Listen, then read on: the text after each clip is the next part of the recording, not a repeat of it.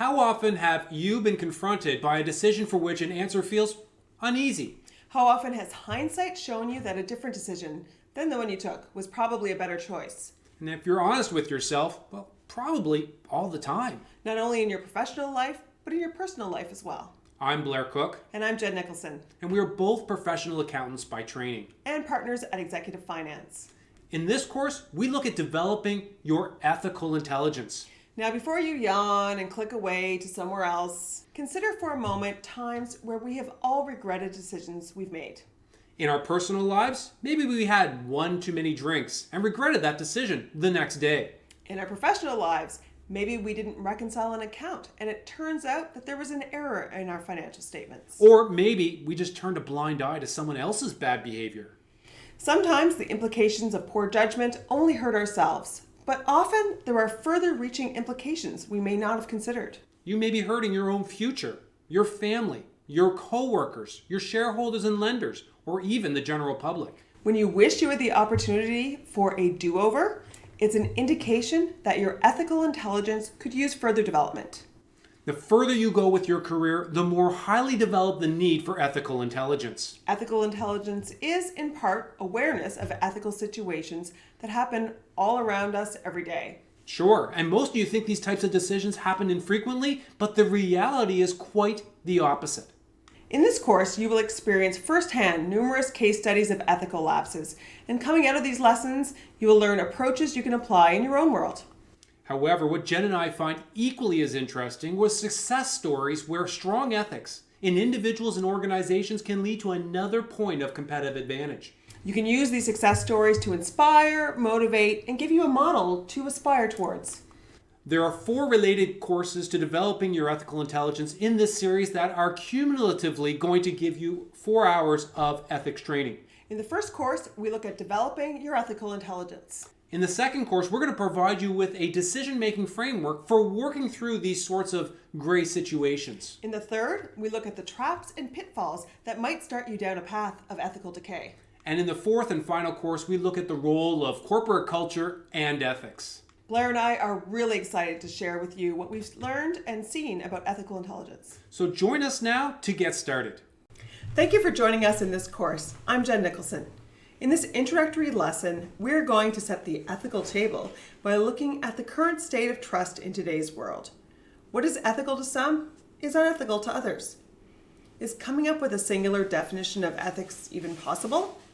You'll find out in this lesson. The Edelman Trust Barometer is an annual online survey of over 33,000 respondents in 28 countries, contains 17 years worth of data, and measures the sentiment of 2 groups, the general public and the informed public. So to be considered informed, respondents are college educated in the top 25% of annual incomes in their country, and they report significant consumption of media and business news. The survey measures trust in 4 key areas: government, business, media, and NGOs, or non-governmental organizations. Shockingly, or perhaps not, trust in all 4 areas is at an all-time low. There are many highly visible examples where trust lost has had profound results. Consider Britain's exodus from the European Union, the collapse and reemergence of Wall Street under a government-subsidized bailout, the election and prominence of world leaders with more extreme political views, and the proliferation of sponsored news and individual opinion, which may be drowning out traditional independent perspectives. On average, across all 28 countries surveyed, only 37% of respondents trust the CEOs in their country, and only 29% trust their governments. This is a staggering 12% drop from the 2016 report. In Japan, only 18% of respondents trust their CEOs, whereas it is still an extremely low 25% here in Canada. Why are these numbers so low? Ongoing corruption and bribery scandals around the world, CEOs that get paid thousands of times the average pay of their workers, companies moving profits offshore to avoid taxes. These are just some of the reasons. And the media is also very distrusted. 80% of countries in the survey don't trust the mainstream media. The emergence of this idea of a person just like me as being much more credible and believable than the mainstream media sources. With that backdrop in mind, let's tackle what ethics means to you. Some years ago, sociologist Raymond Baumhart asked business people that exact question. What does ethics mean to them?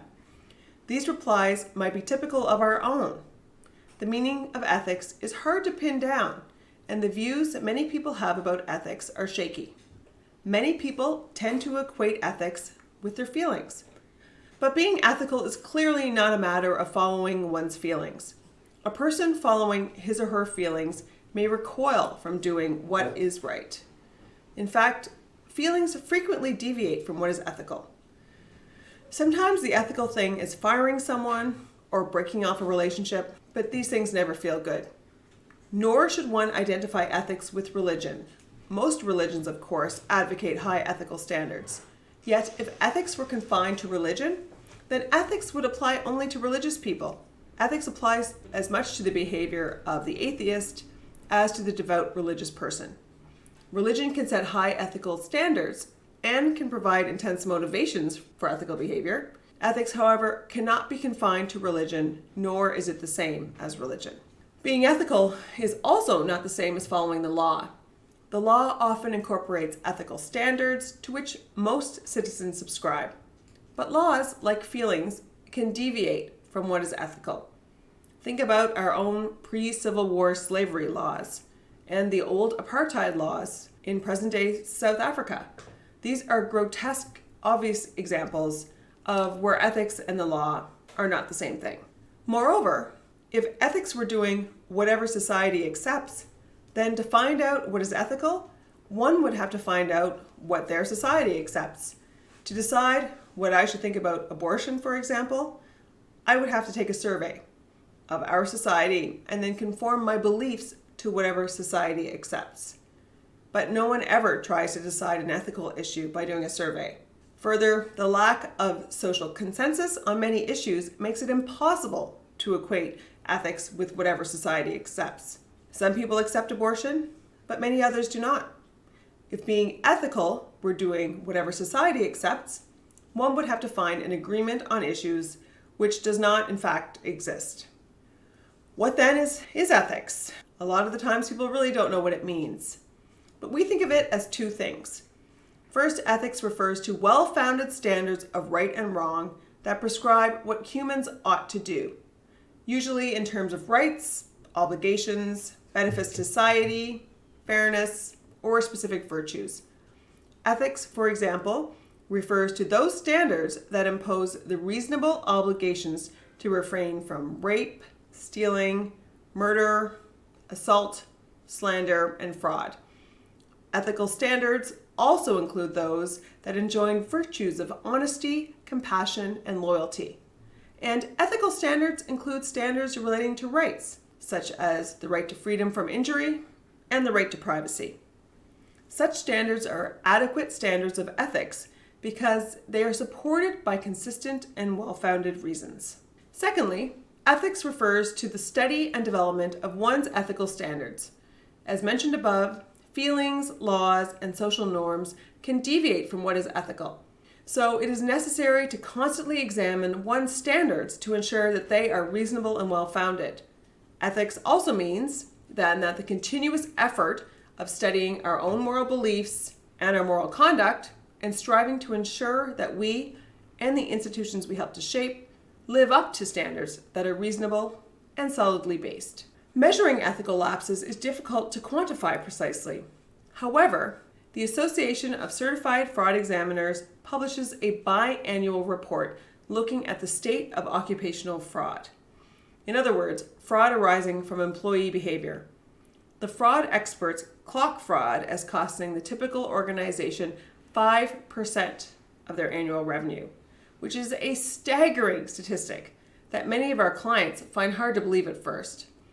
But after they spend a few hours with us, it opens their eyes to the magnitude of this risk and all the things that can go wrong. On a global basis, occupational fraud is estimated at over $3 trillion, which, if fraud were a country, would rank it between Japan and Germany on a GDP basis. That's huge. So let's just say that the cost of unethical decision making has a lower threshold of about $3 trillion and a likely upper threshold of something much more than that. In other words, we've got a really big problem here. We all have a predisposition to believe that anything unethical can't possibly be happening in our house, that our coworkers and employees are all honest people and can be trusted to do the right thing. Tell me I'm wrong, and that's not the thought you had in this very instant. We are all predisposed to this belief, and as a result, tend to ignore ethics in business as a matter of practice. The primary learning objective of this course is to raise awareness so that you pull your head out of the sand and consider the wide-reaching implications of ethics in your life and business. It's a matter of importance for you and everyone in the organization. Understanding the fraud triangle helps you to understand some of the psychology behind unethical decision making. First, we're going to look at motivation.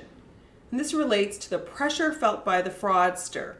So what's going on in their life that's making them need to commit fraud? Perhaps they have an addiction that they're needing to fund. Perhaps they or a loved one has an illness and they can't afford to buy medication. Perhaps they're just keeping up with the Joneses and have gotten used to a lavish lifestyle that's not funded by their current salary. Secondly, we're going to look at rationalization. And this speaks to the story the fraudster tells themselves to say that it's okay to commit fraud. For example, it's a loan and I'll pay it back later. And that's often how people start on the slippery slope. I deserve it. I got passed over, or I'm doing the work of two people. Everyone else is doing it. That's a common rationalization as well. And thirdly, let's look at opportunity. And this one is interesting. This is the one element that the organization has the most control over. Opportunity is controlled by the degree to which we pay attention to fraud and implement a strong system of internal control. However, when broadened to ethics as a whole, it has the same implications. It's against these trends that we begin rebuilding, enhancing, or augmenting our own level of ethical intelligence. In the next lesson, we look further at defining our ethical intelligence. Is it something that is innate, or can we train someone to be ethical? Go to the next lesson to find out.